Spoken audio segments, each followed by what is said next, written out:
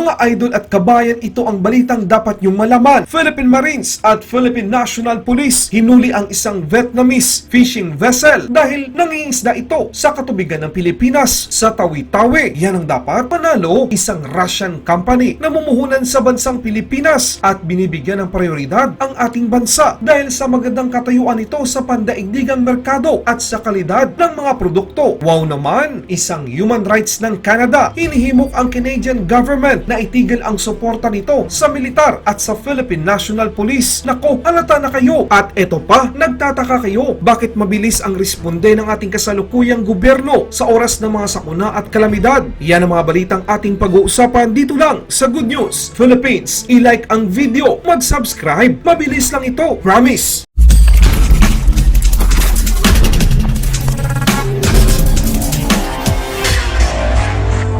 Ang mga Marine troops mula sa Marine Battalion Landing Team 6 ng 2nd Marine Brigade kasama ang mga tauhan ng Philippine National Police ng Turtle Island Municipal Police Station ay naabutan ng isang Vietnamese fishing vessel habang nangingisda sa katubigan ng Pilipinas sa Tawi-Tawi. Ang mga Marines at pulisya ay nagsagawa ng Maritime Security Patrol bilang suporta sa law enforcement operation sa kadagatan ng Bakungan Island noong ika-23 ng Marso 2021 nang makita nila ang dayuhang barko. Ayon sa Naval Forces Western Mindanao Public Affairs Officer Lieutenant Chesteros Cabaltera, ang nasabing Vietnamese fishing vessel ay pinamamahalaan ng 7 mga crew. Ayon sa inspeksyon ng mga otoridad, wala silang dalang anumang wastong dokumento o anumang wastong dahilan upang makapasok sa katubigan ng Pilipinas. Labag sa batas para sa sinumang dayuhang tao, korporasyon o nilalang na mangisda o mag-operate ng anumang sasakyang pangisda sa katubigan ng Pilipinas. Anumang pagpasok ay dapat bumuo ng isang katibayan na ang barko ay nakikibahagi sa pangingisda sa loob ng territorial waters ng isang bansa. Ang barkong pangingisda ng Vietnamese ay dinala sa Turtle Island Municipal Police Station para sa wastong dokumentasyon at pagkatapos ay na-turn over sa PNP Maritime Bungaw. Si Brigadier General Arturo Rojas, Commander ng 2nd Marine Brigade, ay pinuri ang mga pagsisikap ng kanyang mga tauhan sa pag-secure ng katubigan malapit sa ating mga hangganan. Si Rear Admiral Rodrigo Adasi Jr., ang commander ng Naval Forces Western Mindanao, ay tiniyak na ang Fleet Marine Forces ng Philippine Navy sa bahaging ito ng rehiyon ay magpapatuloy na suportahan ang iba pang mga ahensya na nagpapatupad ng batas sa pagpapanatili ng seguridad at kaayusan sa ating maritime domain. Wow, big salute sa inyo mga sir! Isa itong malaking accomplishment na ipinapakita na handa niyong ipatupad ang inyong tungkulin ng naaayon sa batas ng Pilipinas. Isang Russian company na mumuhunan sa bansang Pilipinas at binibigyan ng prioridad ang Pilipinas dahil sa magandang katayuan nito sa pandaigdigang merkado at sa kalidad ng mga produkto. Ang Russian home builder na PIK Group ay pinapalawak ang mga pangunahing merkado sa Asya kasama na ang Pilipinas. Sa isang pahayag, sinabi ng PIK na nakabase sa Moscow na ilulunsad nito ang kauna-unahang proyekto na real estate sa Pilipinas sa pamamagitan ng lokal na subsidiary na HDRP Group Corporation. Sinabi ng PIK na ang Pilipinas ang pangunahing pagpipilian para sa pagpapalawak sa Asya dahil sa kanais-nais na kalagayan nito sa merkado at pagtaas ng pangangailangan para sa mga dekalidad na tahanan. Ang binabanggit din ng Russian company ay ang pagkakatulad ng Maynila sa Moscow sa mga tuntunin ng pangangailangan at pag-uugali ng mga consumer, pati na rin ang kapaligiran sa lungsod. Ang lokal na unit, ang HDRP ng PIK, ay bumubuo ng maiden project, ang One Sera sa Mandaluyong City. Ang isang pinagsamang pagsisikap ng isang international na pangkat ng mga eksperto at taga-disenyo. Ang One Sera ay naglalayong patungo sa mid-high end market na ang prioridad ay ang quality. Matatagpuan sa kahabaan ng EDSA, ang One Sera ay isang low density na gusaling tirahan na may 10 mga unit bawat palapag. Ang mga unit ay mula sa studio, 1 bedroom, 2 bedroom o maliit na office, home office unit na may sukat mula sa 32 hanggang 84 square meter. Kasama sa mga karaniwang facilities nito ay ang isang swimming pool at deck area, gym at wellness area at function room. Sa One Sera, ang PIK ay nagbibigay ng lubos na pagkilala sa mga Pilipino ng isang taste ng European quality at modernong pamumuhay na pinahusay pa ng makabagong mga teknolohiya at green design. Ang PIK ay mahigit na sa 20 taon na sa industriya na nagtatayo ng mga bahay sa mga pangunahing lungsod sa Russia. Nakalista sa Moscow Stock Exchange, ang PIK ay may kapitalization ng merkado na sa 6.7 $1.7 billion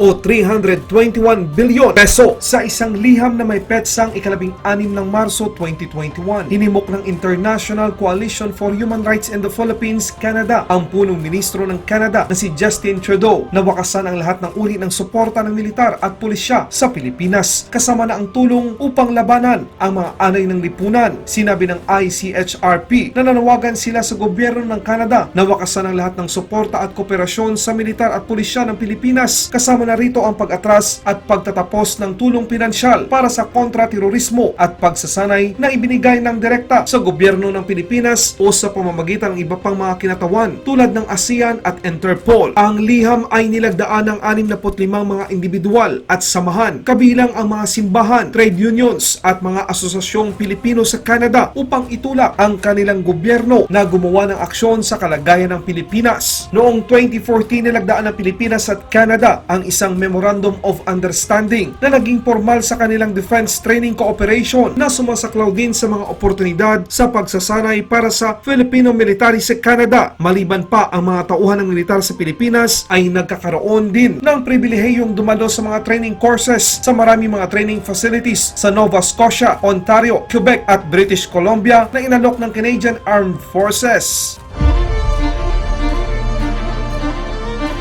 Our country has encountered several incidents. We have learned from our past. We cannot prevent the disasters from happening, but we can mitigate their effects on our people. The government has a well-defined and in-place response system. During disaster response, the DND plays a big role through the Secretary of National Defense, the Armed Forces of the Philippines, and the Office of Civil Defense. You can see here the Operation Center. It is a platform for coordination among different agencies involved in disaster response, and this was equipped in the year 2017, and we are building more of this kind of facilities.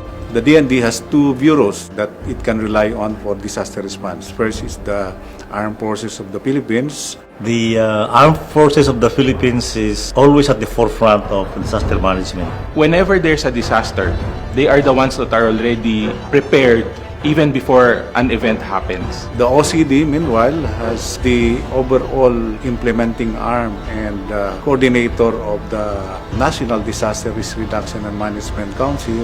The work of the NDRRMC is actually 24 hours a day monitoring what disasters will strike in the part of the country. The role of the Armed Forces of the Philippines during disasters is to assist the National Disaster Risk Reduction Management Council. It is deployed anywhere in the Philippines to provide technical level search and rescue and retrieval operations. We train for water search and rescue, collapse structure search and rescue, high angle search and rescue, emergency medical services, and hazardous materials. Our servicing capability to our people has improved as well, in the sense that we have seen the steady reduction of casualties. We learn to be more proactive. We prepare earlier.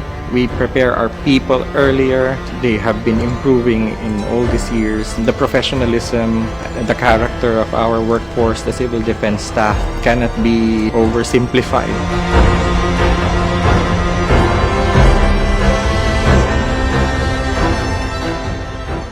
Laban Pinas.